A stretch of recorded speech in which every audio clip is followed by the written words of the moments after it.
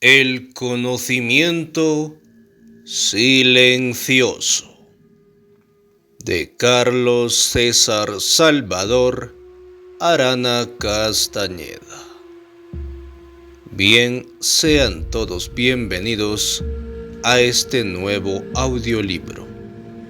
Estamos en el libro 8 del autor y sin más explicaciones, vamos a la lectura. Parte 1. Advertencia. Desde que por vez primera se publicó mi trabajo, me han preguntado si mis libros son ficción.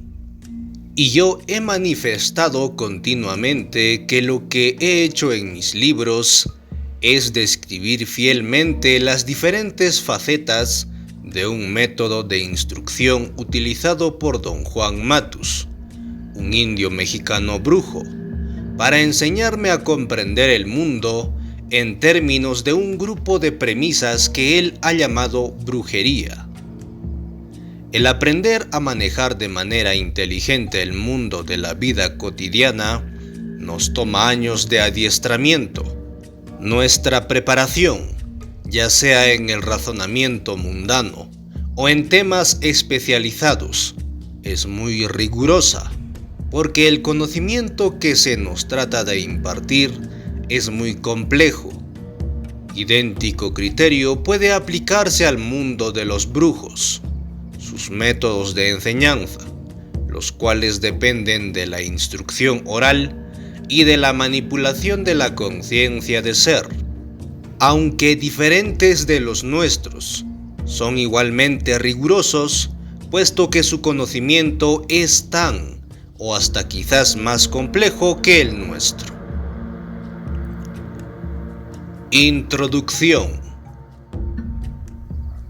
En varias ocasiones, a fin de ayudarme, Don Juan trató de poner nombre a su conocimiento. Él creía que el nombre más apropiado era nahualismo, pero que el término era demasiado oscuro.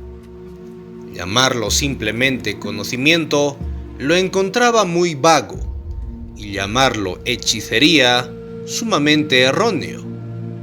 La maestría del intento y la búsqueda de la libertad total tampoco le gustaron por ser términos abstractos en exceso, demasiado largos y metafóricos. Incapaz de encontrar un término adecuado, optó por llamarlo brujería, aunque admitiendo lo inexacto que era. En el transcurso de los años, Don Juan me dio diversas definiciones de lo que es la brujería, sosteniendo siempre que las definiciones cambian en la medida que el conocimiento aumenta. Hacia el final de mi aprendizaje, me pareció que estaba yo en condiciones de apreciar una definición tal vez más compleja o más clara que las que ya había recibido. La brujería es el uso especializado de la energía, dijo, y como yo no respondí, siguió explicando. Ver la brujería desde el punto de vista del hombre común y corriente es ver o bien una idiotez o un insondable misterio que está fuera de nuestro alcance. Y desde el punto de vista del hombre común y corriente, esto es lo cierto, no porque sea un hecho absoluto, sino porque el hombre común y corriente carece de la energía necesaria para tratar con la brujería. Dejó de hablar un momento y luego continuó. Los seres humanos nacen con una cantidad limitada de energía, prosiguió Don Juan. Una energía que a partir del momento de nacer es sistemáticamente desplegada y utilizada por la modalidad de la época, de la manera más ventajosa. ¿Qué quiere decir usted con la modalidad de la época? Pregunté. La modalidad de la época es el determinado conjunto de campos de energía que los seres humanos perciben, contestó. Yo creo que la percepción humana ha cambiado a través de los siglos. La época determina el modo de percibir, determina cuál conjunto de campos de energía, en particular, de entre un número incalculable de ellos, será percibido. Manejar la modalidad de la época, ese selecto conjunto de campos de energía, absorbe toda nuestra fuerza, dejándonos sin nada que pueda ayudarnos a percibir otros campos de energía, otros mundos. Con un sutil movimiento de cejas, me instó a considerar todo lo dicho. A esto me refiero cuando digo que el hombre común y corriente carece de energía para tratar con la brujería, prosiguió. Utilizando solamente la energía que dispone, no puede percibir los mundos que los brujos perciben. A fin de percibirlos, los brujos necesitan utilizar un conjunto de campos de energía que habitualmente no se usan. Naturalmente, para que el hombre común y corriente perciba esos mundos y entienda la percepción de los brujos, necesita utilizar el mismo conjunto que los brujos usaron. Y esto, desgraciadamente, no es posible, porque toda su energía ya ha sido desplegada. Hizo una pausa, como si buscara palabras más adecuadas para reafirmar este punto. Piénsalo bien, continuó. No es que estés aprendiendo brujería a medida que pasa el tiempo. Lo que estás haciendo es aprender a ahorrar energía. Y esta energía ahorrada te dará la habilidad de manejar los campos de energía que por ahora te son inaccesibles. Eso es la brujería. La habilidad de usar otros campos de energía que no son necesarios para percibir el mundo que conocemos. La brujería es un estado de conciencia. La brujería es la habilidad de percibir lo que la percepción común no puede captar. Todo lo que te he hecho pasar, prosiguió don Juan, cada una de las cosas que te he mostrado fueron simples ardides para convencerte de que en los seres humanos hay algo más de lo que parece a simple vista. Nosotros no necesitamos que nadie nos enseñe brujería, porque en realidad no hay nada que enseñar. Todo lo que necesitamos es un maestro que nos convenza de que existe un poder incalculable al alcance de la mano. Una verdadera paradoja. Cada guerrero que emprende el camino del conocimiento cree, tarde o temprano, que está aprendiendo brujería. Y lo que está haciendo es dejarse convencer de que existe un poder escondido dentro de su ser y que puede alcanzarlo. ¿Es eso lo que usted está haciendo conmigo, don Juan? ¿Está convenciéndome? Pregunté. Exactamente. Estoy tratando de convencerte de que puedes alcanzar ese poder. Yo pasé por lo mismo y fui tan difícil de convencer como tú. Y una vez que lo alcanzamos, ¿qué hacemos exactamente con ese poder, don Juan? Nada. Una vez que lo alcanzamos, el poder mismo hará uso de esos inaccesibles campos de energía. Y eso, como ya te dije, es la brujería.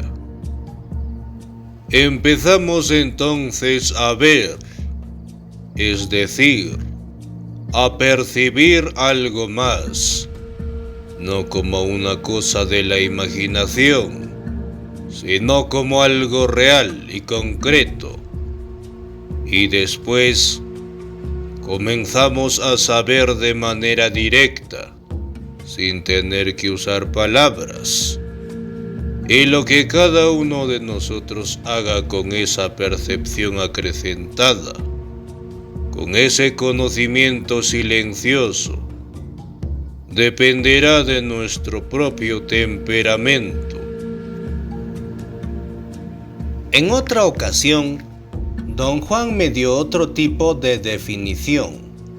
Estábamos entonces discutiendo un tema enteramente ajeno cuando de repente empezó a contarme un chiste.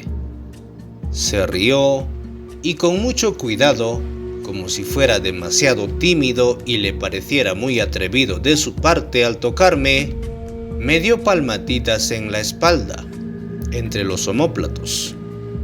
Al ver mi reacción nerviosa, soltó una carcajada. «Tienes los nervios de punta», me dijo en tono juguetón y golpeó mi espalda con mayor fuerza. De inmediato me zumbaron los oídos. Perdí el aliento. Por un instante sentí que me había hecho daño en los pulmones. Cada respiración me provocaba una gran molestia. No obstante, después de toser y sofocarme varias veces, mis conductos nasales se abrieron y me encontré respirando profunda y agradablemente. Sentía tanto bienestar que ni siquiera me enojé con él por ese golpe tan fuerte y tan inesperado.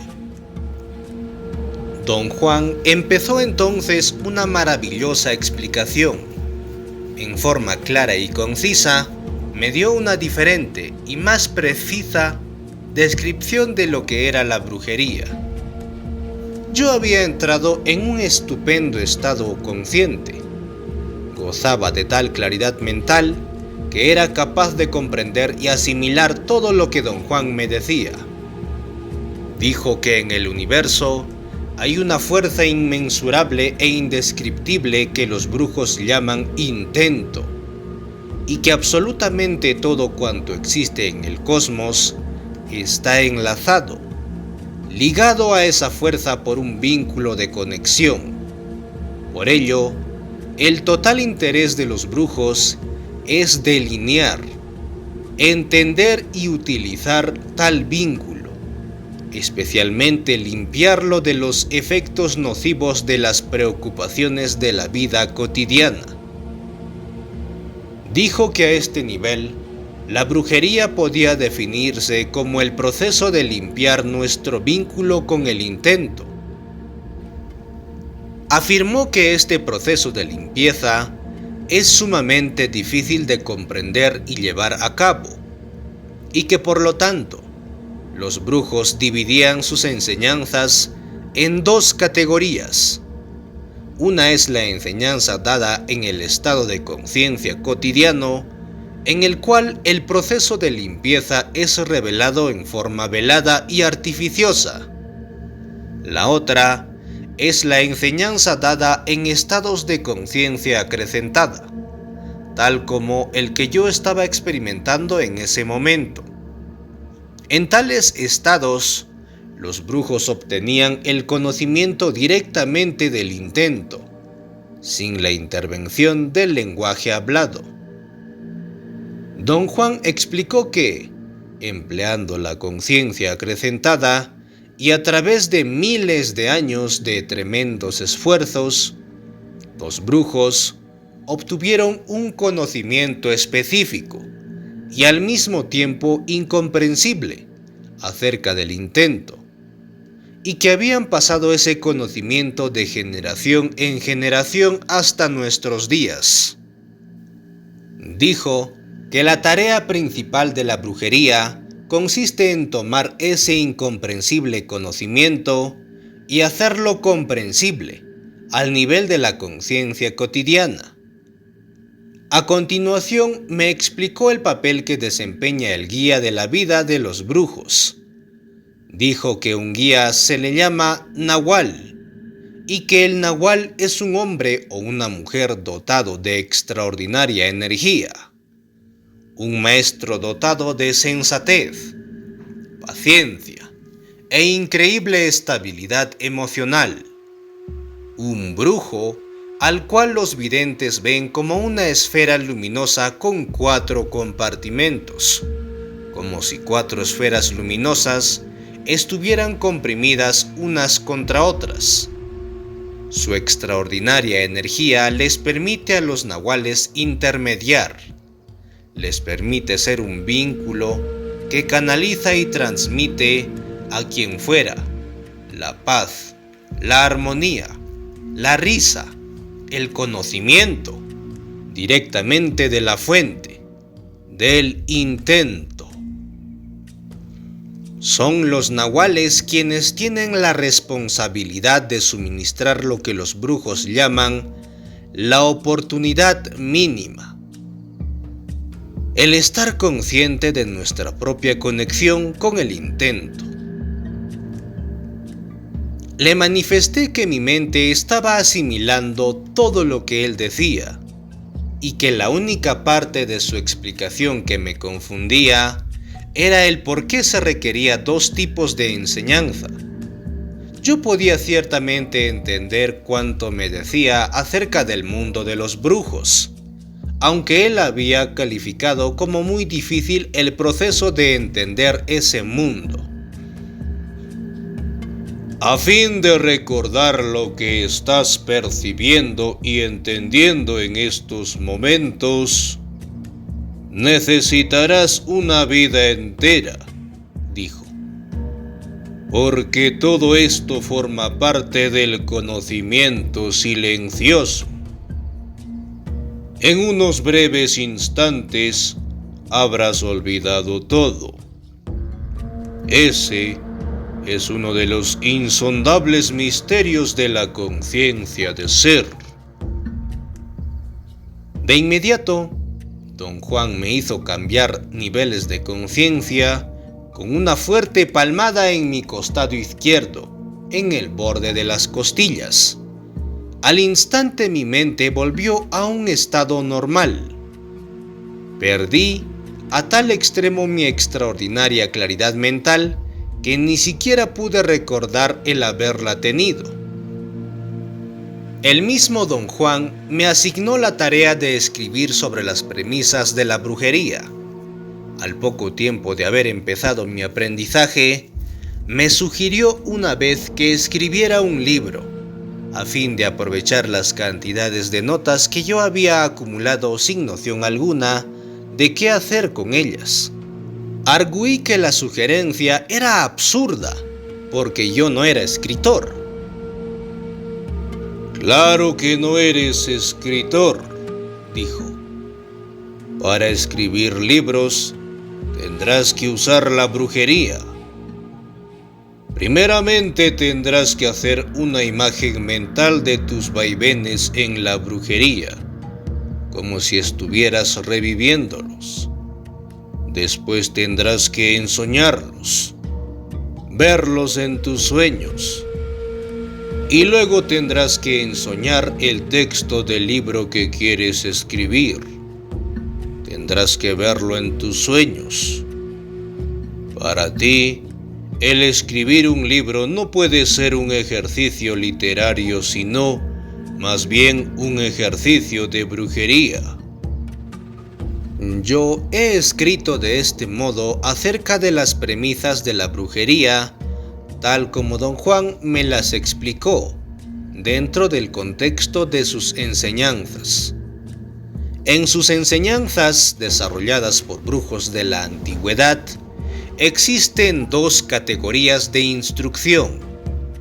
A una de ellas se le denomina enseñanza para el lado derecho y se lleva a cabo en estados de conciencia cotidianos.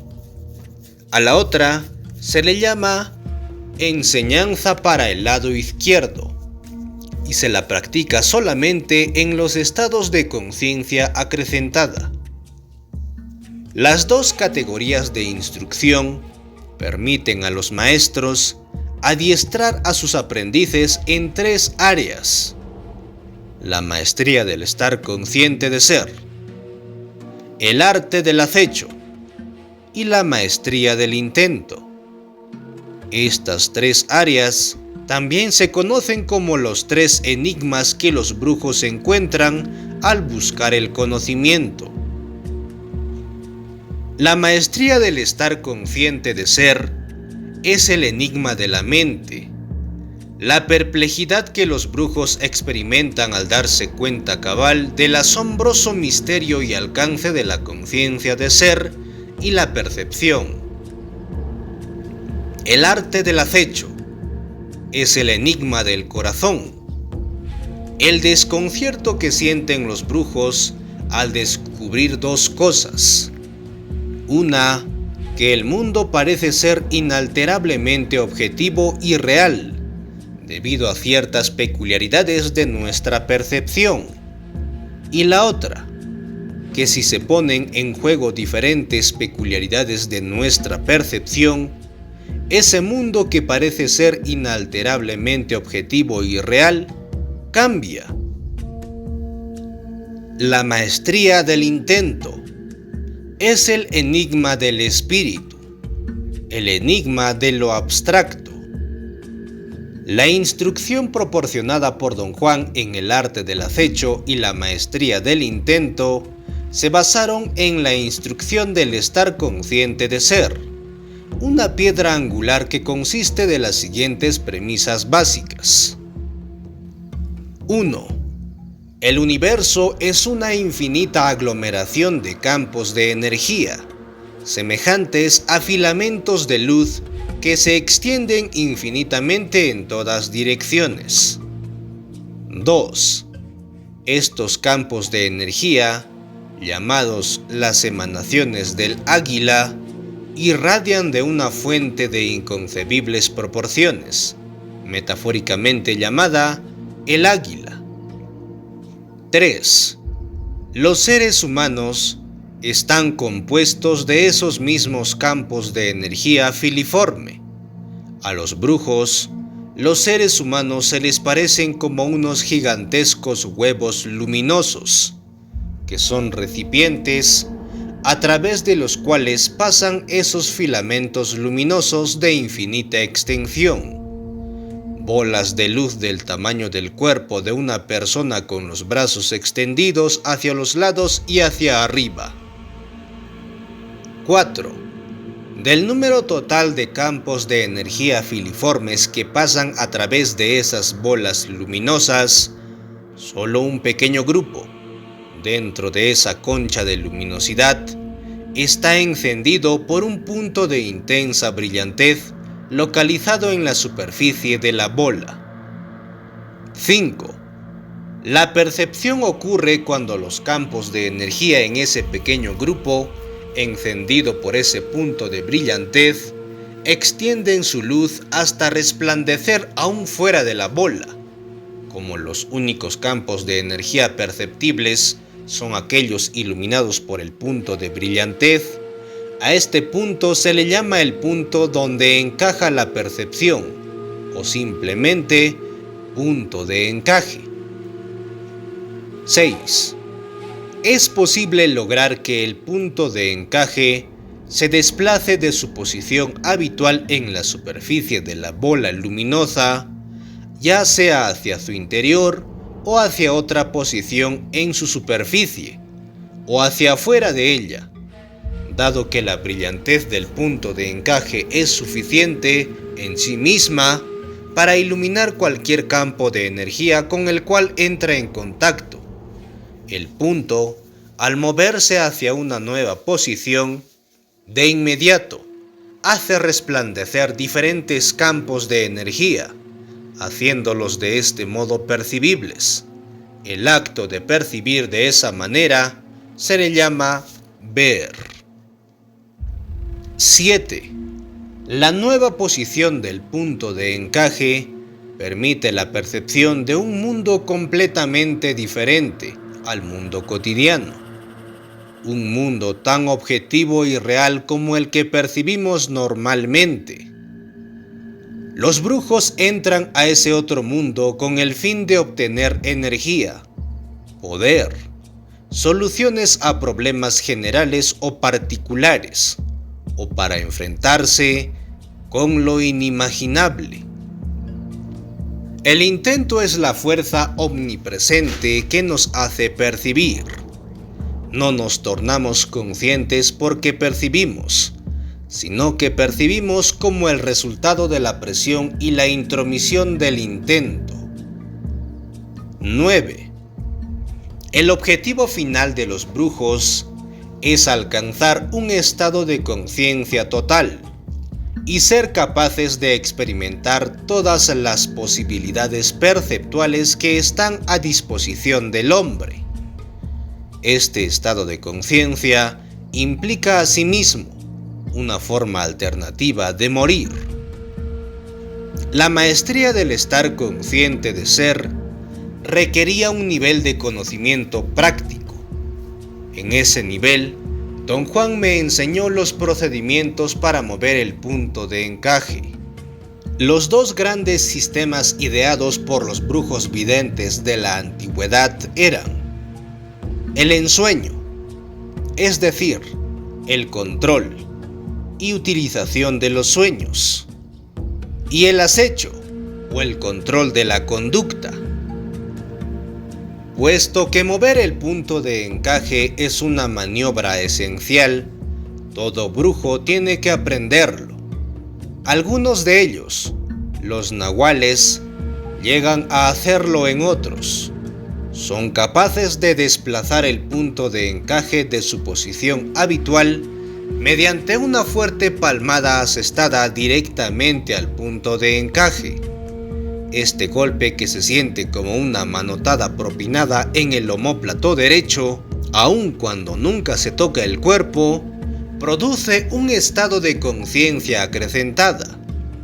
De acuerdo con su tradición, era exclusivamente en esos estados de conciencia acrecentada que Don Juan impartió la parte más dramática e importante de sus enseñanzas, la instrucción para el lado izquierdo.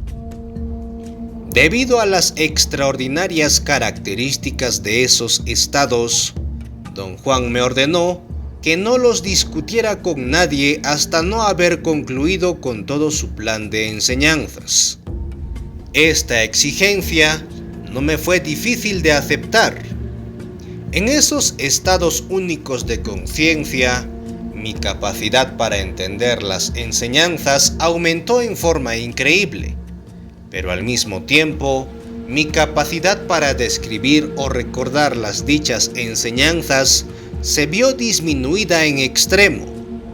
Podía funcionar yo en esos estados con destreza y firmeza, pero una vez que regresaba a mi estado de conciencia normal, no podía recordar nada acerca de ellos. Me llevó años el poder hacer la conversión crucial de mi memoria de la conciencia acrecentada a la memoria normal.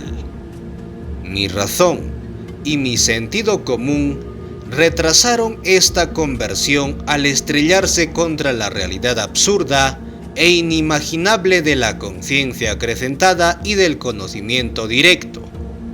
Por años enteros, El tremendo desajuste cognoscitivo resultante me forzó a buscar desahogo en el no pensar al respecto.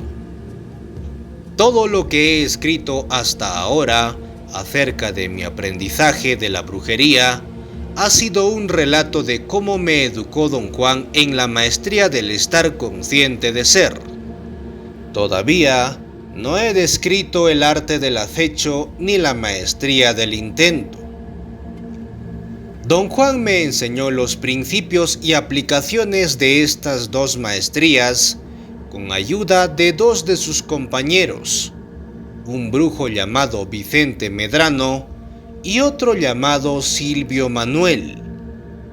Desafortunadamente, todo lo que aprendí acerca de estas dos maestrías aún permanece oculto en lo que Don Juan denominó las complejidades de la conciencia acrecentada. Hasta hoy en día, me ha sido imposible describir o inclusive pensar de manera coherente acerca del arte del acecho y la maestría del intento. Mi error ha sido el creer que es posible incluirlos en la memoria normal. Es posible, pero al mismo tiempo no lo es. Con el propósito de resolver esta contradicción, los he encarado indirectamente a través del tópico final de las enseñanzas de Don Juan, las historias de los brujos del pasado. Don Juan me relató estas historias para hacer evidente lo que él llamaba los centros abstractos de sus lecciones. Pero yo fui incapaz de captar la naturaleza de estos centros abstractos, pese a sus amplias explicaciones, las cuales ahora lo sé. Estaban diseñadas para abrirme la mente más que para explicar su conocimiento de manera racional. Su modo de hablar me hizo creer, por muchos años, que sus explicaciones de los centros abstractos eran como disertaciones académicas. Todo lo que yo fui capaz de hacer bajo tales circunstancias era aceptar de manera incondicional tales explicaciones. Y así, el significado de los centros abstractos pasó a formar parte de mi aceptación tácita de las enseñanzas de Don Juan, pero sin la meticulosa valoración que es esencial para entender tal significado. Don Juan me dio a conocer 18 centros abstractos. He tratado aquí con la primera serie compuesta de los 6 siguientes: las manifestaciones del espíritu, el toque del espíritu, los trucos del espíritu, el descenso del espíritu, los requisitos del intento y el manejo del intento. Fin de esta primera parte del libro El conocimiento silencioso. Bien, pues gracias por escucharnos y acompañarnos como siempre en estos espacios en audio. Nos volveremos a encontrar en una próxima entrega. Como siempre, saludos a la distancia y adiós.